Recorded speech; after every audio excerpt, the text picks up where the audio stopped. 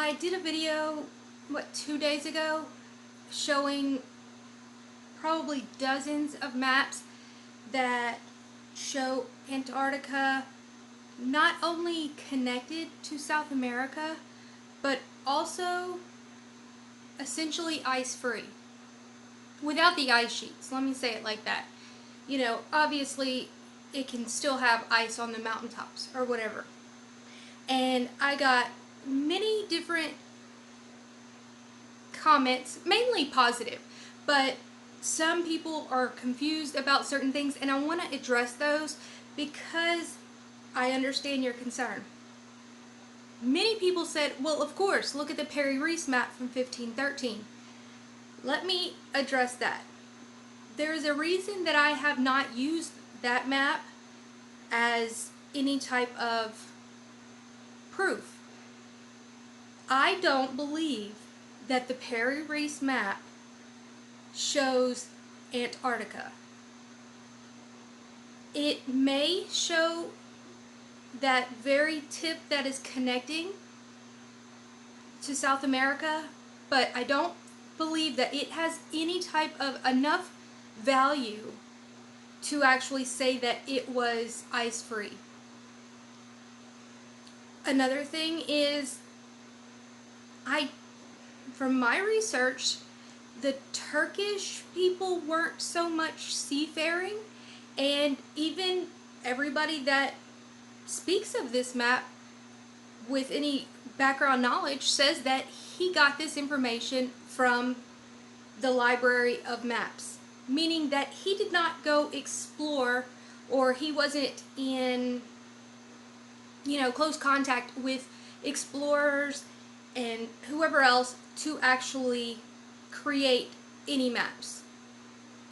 His maps are very accurate. I just don't believe it goes that far south in this case.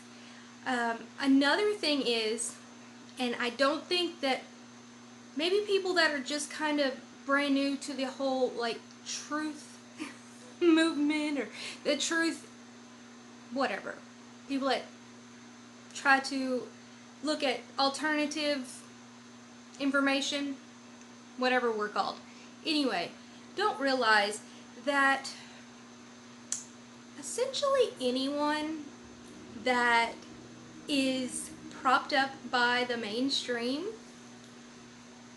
you need to question. And I know people are going to get upset about that, but I'm not. I mean, it is what it is. This is how things work. Just a little short, explanation for those who are kind of new to this type of things, looking into old archaeology and things like that. Okay, there's our mainstream academia, what the colleges, what the schools teach us, and all of those things. And then there are factions of people that are the talking heads for alternative information. I'm not going to name all of them because there's many of them. But they, just like the ones that are mainstream academia, are also agenda driven. Okay? They answer to someone in some way. Okay? They have certain agendas. And there's reasons that they're going to allow a map like the Peri Reis map to go on the History Channel, Nat Geo, the Joe Rogan podcast, which is essentially one of the biggest podcasts in the country, TED Talks. I mean, those are all mainstream, okay? Now, if it was just a TED Talk and that's it, but whenever you have done every single one of these, and they will make it look like mainstream academia is debunking them, which some of them literally are, but they make it look like they're being demonized and shadow banned and all of these other things when if you just look at their information, you can see they're getting millions of views, or millions of people are seeing their information. The Peri Reis map was on the History Channel 10 years ago, and if it does indeed show that it's Antarctica, that's awesome. I honestly, from what I see, it doesn't. And this is how, again, this is how things work. They want to put out their version of alternative media or alternative thinking, because they don't want, I know people are going to be like, yeah, no, that's really how it is. It's just like with 9/11, they realized that they were pretty screwed. They realized that people were starting to see the truth. And so what did they do? Their version of the truth. Those people that will toe the line. They will put out a certain amount of truth to a certain extent. They can't pass that line. Otherwise, they will no longer be part of the talking head groups. And a lot of people know this, and there are some that honestly, I believe they probably have good intentions, but in order to be able to continue reaching a lot of people, they probably can't say, they just try to say things in a different way, but I'm not going to go into that. It's pretty common knowledge among people that have been in the truth type community for a while that anyone that's on Joe Rogan to try to spread alternative theories to what we've been taught is controlled opposition. They just are. That's why I have not used the Peri Reis map. I have used, I showed y'all that book, and I'm going to, we'll go through it again. But I showed you multiple other maps that indeed show Antarctica connected to South America and ice-free. Let me explain the implications and the inference, or how huge this is, okay? Because some people were putting in the comments, okay, yeah, but it wasn't from the 1600s. It was from maps that were made, before that. It was from medieval maps, things like that they were saying. Okay, let's say that it was in the 1200s. But wait, mainstream science tells us that Antarctica has had its ice sheets for 23 million years. Some say 60 million years. I'm going with a low number. Let's say 1 million years. Let's go with, they don't say 1 million, but let's go with 1 million years. So in order to have an accurate map of Antarctica, it has to be over 1 million years old. And there's no way to claim that I'm aware of. There is... So even if you say that Antarctica wasn't ice-free when these explorers and map makers for exploring wasn't in the 1500s, 1600s, and it was before that, you would have to believe one of two things. You would have to believe either that the map is over 1 million years old, that they are getting these from. Well, wherever they're getting this information, they have to be over 1 million years old when Antarctica was ice-free.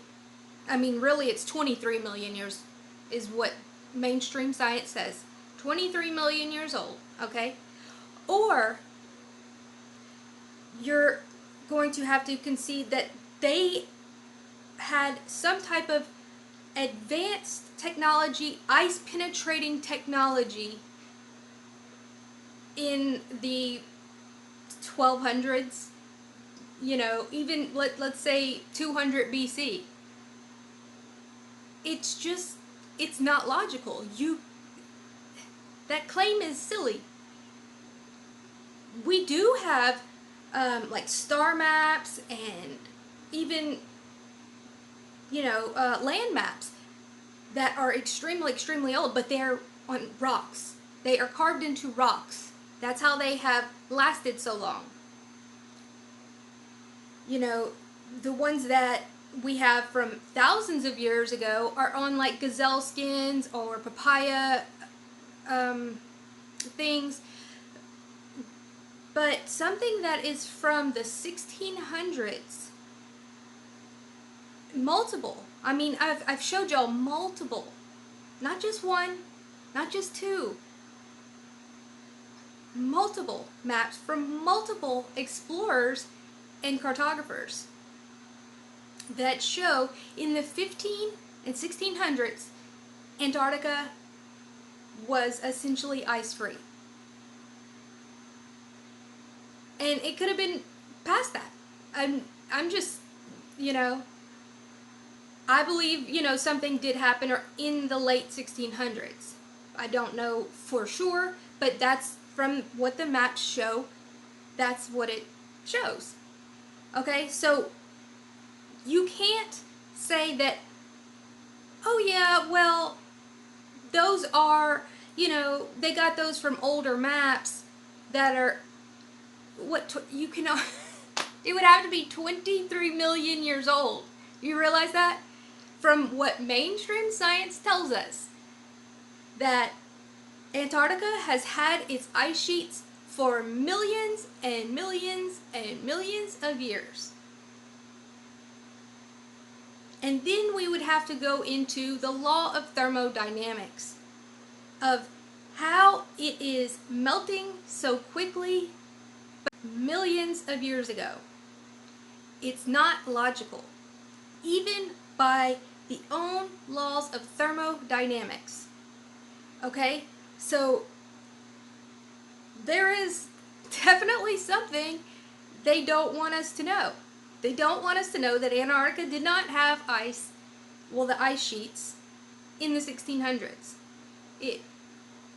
Why? I haven't figured that out yet. Well, except for the civilizations in Antarctica that I'm not sure how anybody at this point, if you've been watching my videos, can say that there isn't one,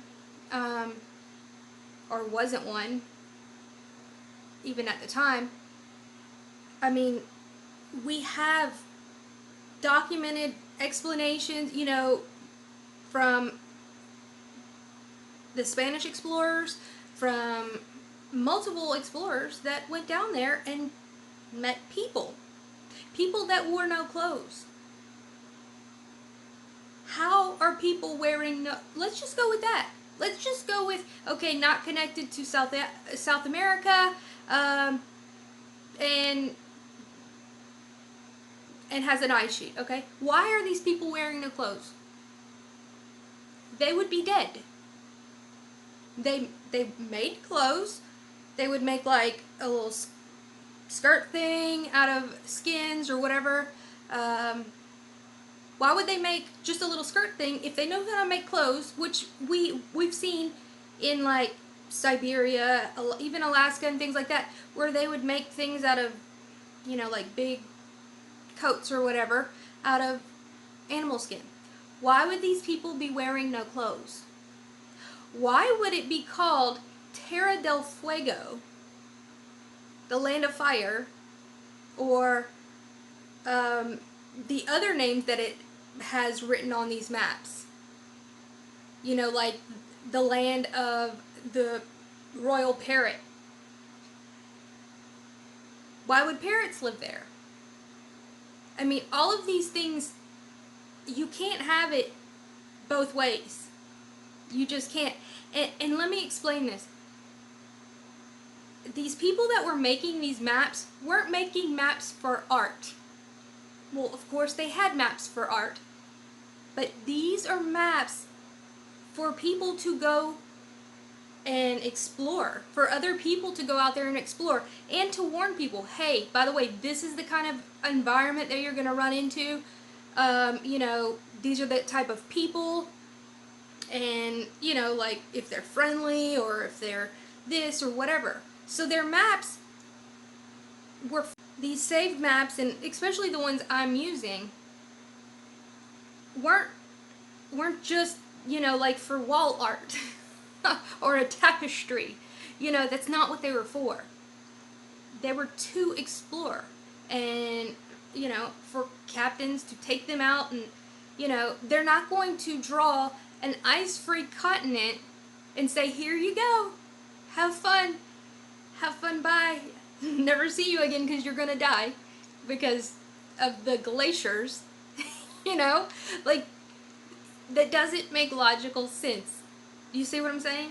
Like, it just doesn't. None of it does. It sucks. Yeah, we've been lied to about pretty much everything. And the thing is, you know, they already admit that Antarctica was once a lush, fertile, you know, area. I'm just debating the time frame. Just millions of years. Like, what? I have no idea where they're getting these numbers. It just makes no sense.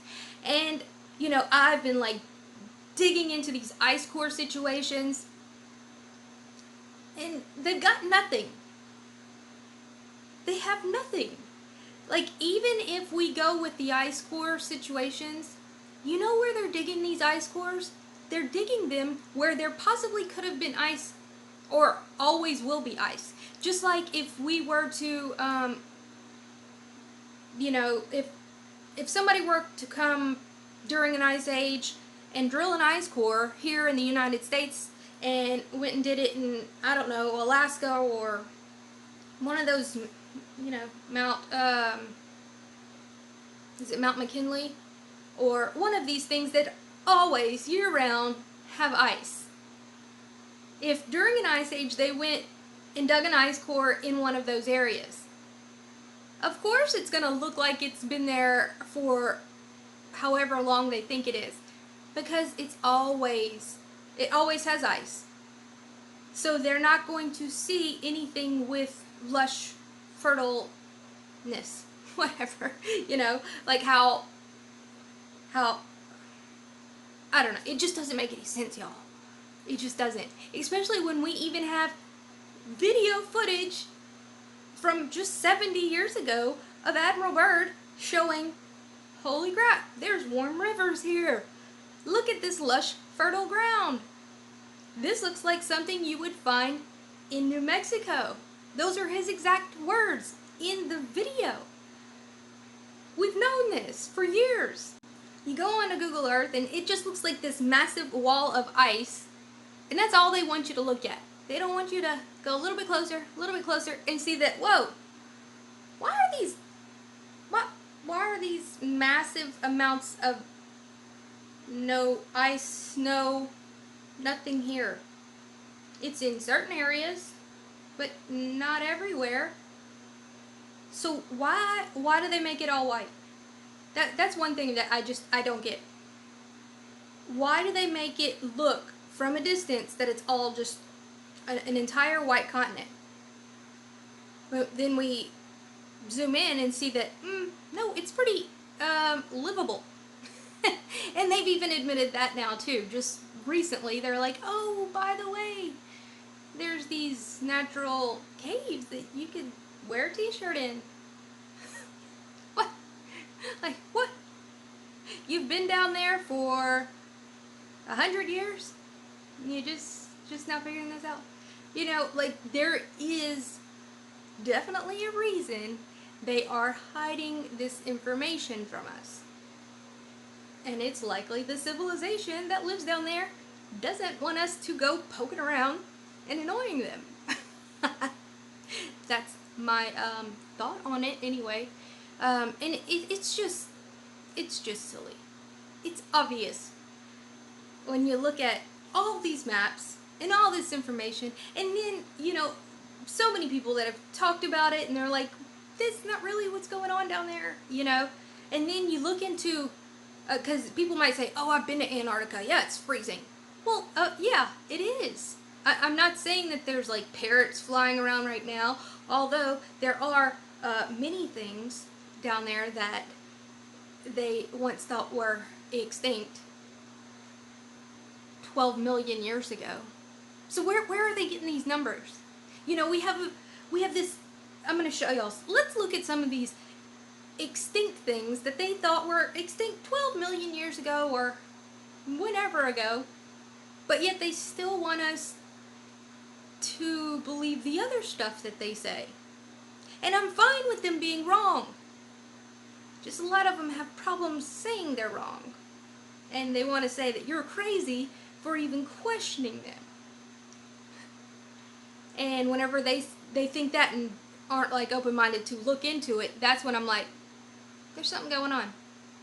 If you won't even look at this obvious situation here, then there's something going on. But either way, I mean, we see it with our own eyes. Let's look at some extinct things. Okay, there are tons of animals we thought were extinct, but I want to focus on the big ones just to show that it's not something that just kind of went by. You know, they're freaking huge. Well, some of them. And the point is that science isn't, or academia science isn't always right. And I am totally fine with, you know, the scientists that get excited to find these again and things like that. What I'm not fine with are the people that are like, you're crazy. There's no way this or that could happen because of, you know, we were told that it was this. And honestly, I think it's more of the normal people that are like that rather than the just everyday scientist, because they really want to, you know, find these things. But, you know, they want to say that you're crazy for even thinking such a thing, and there's no way this could have ever happened.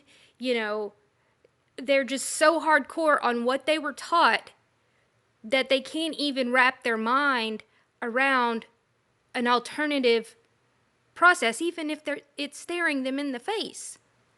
You know what I mean? So it's all about just keeping an open mind. And if you see something right there in your face, it might just be that, and it might not be what that textbook said. But at the same time, still look into things, because there are certain people that have an agenda that just want to make you look dumb. They get you believing one thing that seems very plausible. And then in a year, 2 years, whatever, they start saying all kind of crazy stuff. And then you're like, whoa. But now you're already categorized as like being with them. You see what I'm saying? And that's the thing that people don't usually understand, why we have people that are saying alternative things. So why would they be making it up?